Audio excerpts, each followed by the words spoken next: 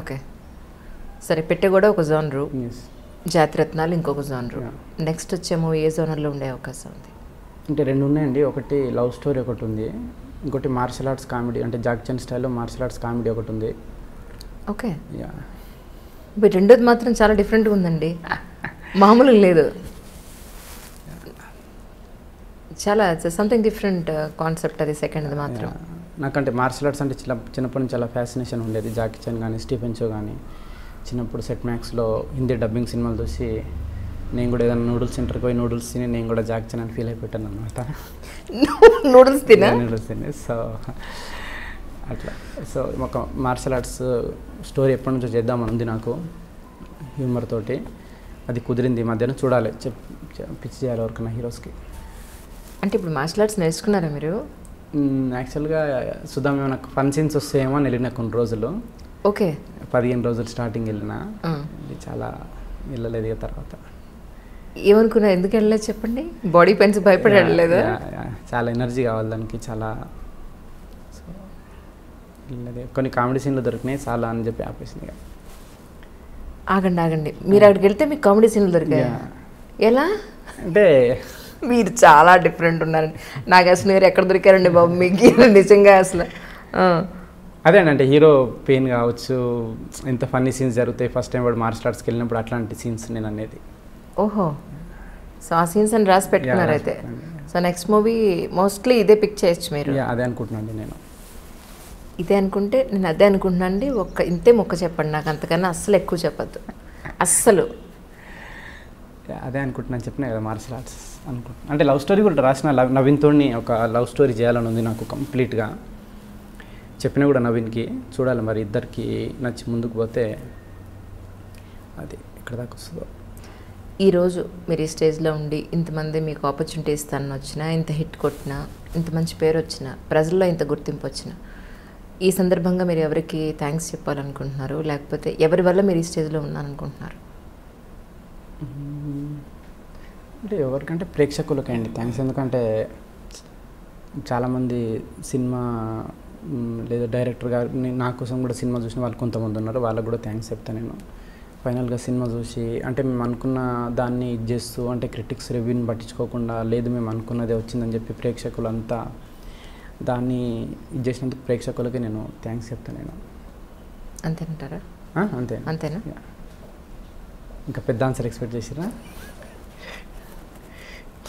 ఇన్ని చెప్పారు, అమ్మ గురించి ఏం చెప్పలేదు? మా అమ్మ గురించా? అంటే ఎట్లా చెప్పారు, మిమ్మల్ని ఎలా భరించారా అని. అట్లనా? తిట్టేది మా అమ్మ ఇప్పుడు నన్ను, ఎన్ని పూజలు చేసి కొట్టినావు నువ్వు అని చెప్పి ఫన్నీగా తిట్టేవాళ్ళు నన్ను.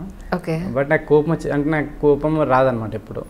అయ్యో, నాకు అర్థమైంది. వస్తే మాత్రం మామూలుగా ఉండదేమో. లేదండి, రాదు అసలు. ఇప్పటివరకు ఎక్స్పీరియన్స్ చేయలేదు నేను లైఫ్లో కోపం అనేది. సో ఎలా ఉంటారండి బాబు? సో ఎంత తిట్టినా నవ్వేటోని నేను. మా అమ్మనేమో నీ సిగ్గులేదు ఇంత కూడా అని చెప్పి ఇంకా తిట్టేవాళ్ళు నన్ను. సో నాకేమో నవ్వు వస్తూ ఉంటుండే అంతే. అమ్మ తిడితే మీకు నవ్వు వచ్చింది? ఎవరు తిట్టినా కానీ కొంచెం. అవునా? అసలు కోపం రాదు. సరే, లవ్ స్టోరీలు ఉన్నాయండి? లేవండి. అబద్ధం ఈ మొహంలో చెప్తాను, తెలుస్తుంది నాకు. అప్పుడెప్పుడో ఉండొచ్చు, నాకు తెలిసి చిన్నప్పుడు 10th ఇంటర్మీడియట్ అది కాదు, ఇప్పుడు సీరియస్లో? ఇప్పుడు ఏం లేదండి, లేదు. ఓకే, సో ఎలాంటి మ్యారేజ్ చేసుకుందాం అనుకుంటున్నారు? లవ్ మ్యారేజా, arrange marriage? Register marriage. Register marriage అంటే పెళ్ళి ఎలా చేసుకుందామని కాదు నా ఉద్దేశం, ఏ సాంప్రదాయం ప్రకారం అంటలేదు. ప్రేమించి పెళ్లి చేసుకుంటారా లేకపోతే? తెలియదండి, అంటే క్లారిటీ లేదు పెళ్లి మీద, పెళ్లి చేసుకోవాలా సింగిల్గా ఉండాలని చెప్పి. సో చూడాలి ఇంకా. ఓకే, ఇంకా క్లారిటీ రావాలి.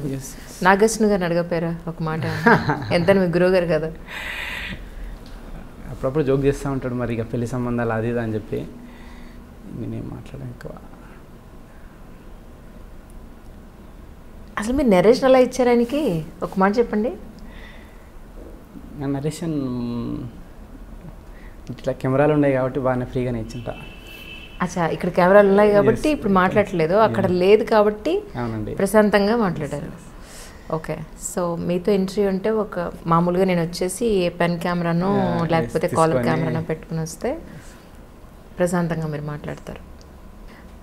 ఇప్పుడు వీళ్ళంతా అంటే యంగ్స్టర్స్, మీకు బాగా ప్యాచప్ అయిపోయింది కాబట్టి మీరు నెరేషన్ ఇచ్చినా ఎలా ఇవ్వకపోయినా వీళ్ళందరూ హ్యాపీగా ఫ్రెండ్స్లా కలిసి పని చేసుకున్నారు. అవునండి, అవును. మరి మీ నెక్స్ట్ పెద్ద స్టార్ దగ్గరికి వెళ్ళినప్పుడు మీరు నెరేషన్ ఇవ్వాలి కదా మరి. నాకు నరేషన్ మంచి ఎనర్జీ ఇస్తా అండి. నేను నరేషన్ బాగా ఇస్తాను. నేను ఈవెన్ సురేష్ బాబు గారు కూడా అంటారు అనమాట, నరేషన్ చాలా బాగుంటుందని. నరేషన్ ఇచ్చేటప్పుడు తెలియదు నాకు, ఎక్కడ లేని ఎనర్జీ వచ్చి చెప్పేస్తాను అనమాట. నేను ఇలానే ఎమోషన్ లేకుండా, ఎలాంటి ఎక్స్ప్రెషన్ లేకుండా లేదు హిట్ కొట్టామండి మేము అన్నట్టుగా వాళ్ళు కత్తి పెట్టి పొడి చేశారండి, అంతే పాటు చచ్చిపోయారు. ఇలాగే చెప్తారా? లేదు, మాకు బాగా ఎనర్జీగా ఫన్నీగానే ఉంటుంది. మీకు ఒకసారి ఇస్తాను నరేషన్ తర్వాత. సరే, అసలు మామూలు విషయం ఏంటి మీతో నరేషన్ వినాలంటే, శుభ్రంగా కడుపు నిండా భోంచేసి కూర్చుని నవ్వడానికి రెడీగా, ఎస్ మేము రెడీ, మాకు ఎనర్జీ వచ్చిందన్నట్టు కూర్చోవాలి మీ దగ్గర.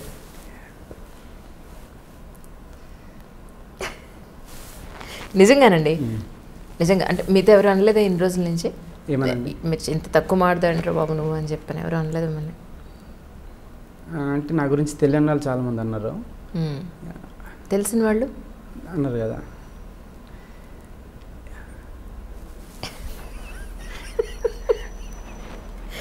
నైస్, రియలీ అండి. బట్ కానీ సినిమా చూసిన వాళ్ళందరూ కూడా నిజంగా కంటిన్యూస్గా అయితే నవ్వుకున్నారు. బట్ ఆల్ ఓవర్గా జస్ట్ అందరూ ఫీల్ అయింది ఏంటంటే, అరే బాబు స్టోరీ ఏం లేదు, బట్ కాకపోతే సరదాగా నవ్వుకోవడానికి వెళ్ళాలి ఒకసారి సినిమాకి అని చెప్పాను. సో మీరు అనుకున్న పర్పస్ అక్కడ సాల్వ్ అయిందని నేను అనుకుంటున్నాను. నాకు అర్థమైంది అదే ఫ్రమ్ ద బిగినింగ్ నుంచి కూడా. మీరు చెప్పేది ఏంటి అంటే నవ్వుకోవడానికి మాత్రమే తీస్తున్నాము ఇది. యా, కానీ ఇంత సీరియస్ పర్సన్ అంత నవ్వే సినిమా తీశారంటే చాలా ఆశ్చర్యంగా ఉంది. సో ఏం చెప్తారు? సరే, ఈ సందర్భంగా నేను ముగిస్తాను. యా, ఎందుకంటే మీరు మీ పర్సనల్ క్వశ్చన్లు అడిగినా ఇంతే మాట్లాడతారు, సినిమా గురించి అడిగినా ఇంతే మాట్లాడతారు. కాబట్టి ఇక అట్లీస్ట్ ఈ సందర్భంగా ప్రేక్షకులందరికీ ఏం చెప్తారు చెప్పండి. థ్యాంక్స్ అంటే థ్యాంక్స్ని అసలు చెప్తాను. ఈ సినిమాని ఆదరించినందుకు థ్యాంక్స్ చెప్తున్నాను అందరికీ. వావ్, నాగార్జున గారిని ఒకసారి నన్ను తీసుకెళ్ళరా ప్లీజ్, ఒకసారి నన్ను తీసుకెళ్ళరు, ఒక్కసారి ఒకసారి ఆయన తీసుకెళ్తే. మీరే నన్ను ఇంటర్వ్యూ చేయలేదండి ఇప్పుడు? లేదు సార్, యాక్చువల్లీ వాళ్ళ మదర్ నాకు మంచి స్నేహితులు. మేడం ఉన్నారు కదా గైనకాలజిస్ట్, మాకు ఈటీవీ ప్రోగ్రామ్కి చాలా రెగ్యులర్గా వచ్చేవారు ఆవిడ. అలా నాకు పరిచయం, డాక్టర్గా మంచి పరిచయం ఉంది. ఆ తర్వాత తెలిసిందే మేడం వాళ్ళ అబ్బాయి, డాక్టర్ వాళ్ళ అబ్బాయి మహానటి తీశారని చెప్పి. బట్ ఈసారి తీసుకోవాలని అనుకుంటున్నాను. నాకు పిక్చర్ ఒక ఇంటర్వ్యూ ఆయనతోటి. ఫస్ట్ నేను అడిగే క్వశ్చన్ అంటే, ఈయన ఎక్కడ దొరికారు మీకు, ఆయన ఎలా అర్థం చేసుకున్నారు మీరు, ఒక్క మాట నాకు చెప్పరా అని అడుగుతాను. ఎవరైనా ఓకే అంటే చూడండి, అసలు మిమ్మల్ని పెళ్లి చేసుకునే అమ్మాయి మాత్రం ఓకేనా, పెళ్లి చేసిన మీకు బాగా పరిచయమైన వ్యక్తులతో ఒకసారి మాట్లాడించండి, మిమ్మల్ని అర్థం చేసుకోవడానికి ఈజీగా ఉంటుంది. నిజంగానా? నిజంగా అండి. అంటే నిజంగా కెమెరా ఉందనే మాట్లాడటం లేదా? లేదండి, మేబీ కొత్త బేసిక్గా ఇంతే. మేబీ కొత్త వాళ్ళంటే కొంచెం ఇంటరాక్షన్ తక్కువ ఉంటుంది కదా, కొంచెం అలవాటు అయితే. ఓకే, సో నేను పరిచయం లేదు మీకు? అవునండి, మీరు వీడియోలోనే చూస్తారు కానీ డైరెక్ట్గా పరిచయం లేదు. సార్ మీరు కూడా నాకు పరిచయం లేదు సార్, ఇదే మీ వీడియోలు కూడా నేను చూడలేదు, మిమ్మల్ని ప్రత్యక్షంగా పరోక్షంగా అన్నీ ఇప్పుడే చూడడం. అంటే మీ జాబ్ కదండి ఇది, ఎదుటి వాళ్ళని. ఓకే, బట్ నాకు అలవాటు లేని పని కదా. సో అస్సలు నేను మిగతా ఇంటర్వ్యూలో ఇస్తారు, నేను ఇప్పుడు చూస్తాను. వాళ్ళు ఎక్కడెక్కడ చెప్పండి, నేను మీతో పాటు వస్తాను. ఇప్పుడు అక్కడ ఎలా మాట్లాడతారో చూస్తాను నేను ఇప్పుడు. డెఫినెట్ ఇక్కడ మాట్లాడుకుని ఉండి అక్కడ మాట్లాడినట్టు నేను చూడాలి. అవును, సుమగారు షో బాగా చేశారు, మరి ఇక్కడ మాట్లాడడానికి మీకు ప్రాబ్లం? ఆడుతూ పాడుతూ సరదాగా ఉంటే మీకు పర్వాలేదు. లేదండి, అక్కడ యాక్చువల్గా ఏమైందంటే, అది నేను దానికి వెళ్ళొద్దు అనుకున్నాను. నేను వెళ్ళిన ఫస్ట్ షో అది. అంతకుముందు నాగేశ్వరం చాలాసార్లు చెప్పిన, నాకు ఇంటర్వ్యూస్ ఇవన్నీ చాలా ఇబ్బందిగా ఉంటుందండి, మీరు అయినా నేను మాట్లాడిన ఎవరు చూడరు, మీరు మాట్లాడుతున్న కొన్ని వ్యూస్ వస్తాయి, జనాలకు తెలుస్తుంది అని చెప్పి అన్న. బట్ నాగేశ్వరంకు తర్వాత ఈ క్యాష్ ప్రోగ్రామ్కి వచ్చేసరికి ఏమైందంటే, అది కరెక్ట్గా రిలీజ్కి ముందు పడుతుంది అది షో, కంపల్సరీ 4 కావాలి. నేను మానేస్తే నేను మొత్తం షో క్యాన్సిల్ అవుతుంది. నేను చాలామందికి ఫోన్ చేసిన, అక్కడికి నరేష్ గారికి చాలామందికి ఫోన్ చేసిన, సార్ మీరు వెళ్తారా అని చెప్పి, వాళ్ళని పంపిద్దామని చెప్పి. బట్ ఎవరికి కుదరలేదు. అది కాకుండా ఏమైందంటే, నవీన్ ఉంది కదండి, నవీన్ ఒక కుక్కని పెంచుకున్నాడు అనమాట. వాడు వచ్చి 12 years ఓకే చనిపోయాడు అనమాట వాడు. అయ్యో. సో నాకు అంతకుముందు 1 వీక్ నుంచి నవీన్ ఏడ్చుకుంటేనే ఫోన్ చేసేవాడు. మమ్మ ఇట్లా నా డాగ్ చనిపోయిందని చెప్పి చాలా వన్ గొంతంత ఇదైపోయింది, చాలా డిప్రెస్ అయిపోయింది నవీన్. అయ్యో. తర్వాత నవీన్ కూడా లేదు మమ్మ నాకు ఎనర్జీ, నేను చెప్పిన నవీన్ నువ్వు పోతే అసలు ఇంకెవరు అవసరం లేదు, నువ్వు మాట్లాడిస్తావు కదా అని చెప్పి. లేదు మమ్మ నాకు అసలు ఎనర్జీ లేదు, నేను మాట్లాడేది కూడా కష్టమే అంటే అప్పుడు నేను వెళ్ళి మరి ఇక మేబీ సినిమాని ప్రమోట్ చేసే భాగంలోనే ఏందో అట్లా మాట్లాడేసిన. నేను ఫోన్ చేశాను నవీన్ పోల్శెట్టి గారికి. చేశారా? 1 వీక్ అండి, అసలు ఫోన్ పక్కన పడేస్తున్నానండి, అంత ప్రోగ్రాంలు పెట్టారు మా వాళ్ళు. ఒక్క వారం రోజులు ఆగి మేము ఇంటర్వ్యూ చేద్దామండి అన్నారు. అసలు ఓకే, ఇప్పుడు మీ చేత రికమెండేషన్ చేయించుకుంటే నేను ఒక మాట చెప్పాను, నేను చెప్తా ఐ డ్రీమ్లో ఒక ఇంటర్వ్యూ ఇవ్వమని. తప్పకుండా. ఏమైనప్పటికీ మీకు మంచి మూవీస్ వచ్చి మీరు అనుకున్నట్టుగా ఏదో మీతో ఎంత సరదాగా మాట్లాడినా అల్టిమేట్గా you did a great job. మంచి ఆపర్చునిటీస్ రావాలని, కమర్షియల్గా మంచి హిట్ అవ్వాలని, మీకు పేరు రావాలని ఐ డ్రీమ్ నుంచి మేము అందరం కోరుకుంటున్నాం. Thank you so much sir once again.